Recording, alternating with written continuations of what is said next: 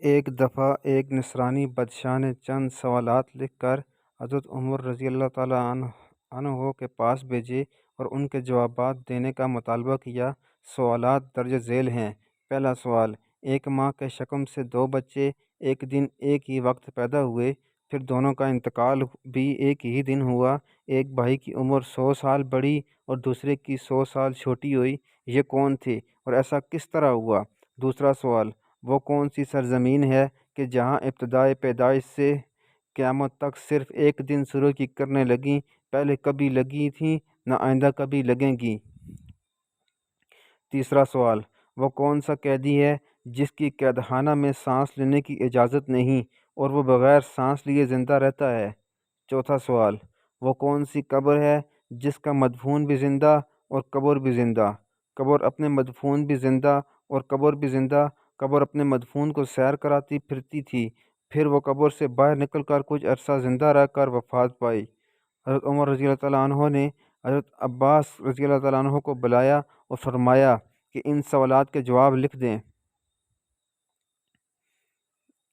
حضرت عبداللہ رضی اللہ تعالیٰ عنہ نے قلم بردستہ جواب تحریر فرما دیے۔ پہلا جواب: جو دو بھائی ایک ہی دن ایک ہی وقت پیدا ہوئے اور دونوں کی وفات بھی ایک ہی دن ہوئی اور ان کی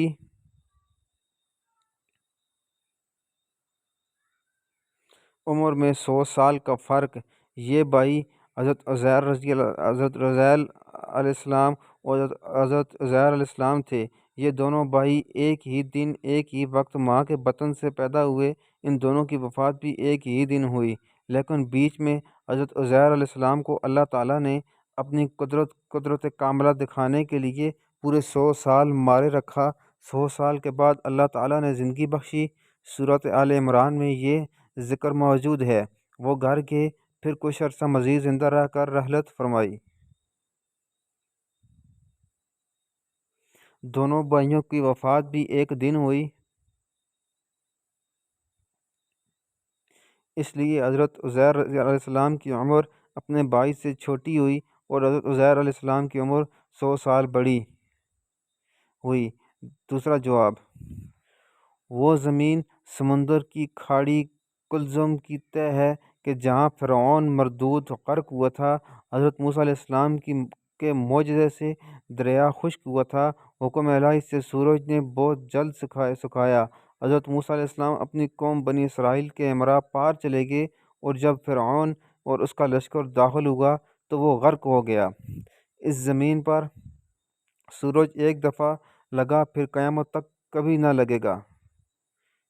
تیسرا جواب: جس قیدی کو قید خانہ میں سانس لینے کی اجازت نہیں اور وہ بغیر سانس لیے زندہ رہتا ہے، وہ بچہ ہے جو اپنی ماں کے شکم میں قید ہے۔ خداوند تعالیٰ نے اس کے سانس لینے کا ذکر نہیں کیا اور نہ وہ سانس لیتا ہے۔ چوتھا جواب: وہ قبر جس کا مدفون بھی زندہ اور قبر بھی زندہ۔ وہ مدفون حضرت یونس علیہ السلام تھے اور ان کی قبر مچھلی تھی جو ان کی پیٹ میں رکھی جگہ جگہ پھرتی تھی، یعنی سیر کراتی تھی۔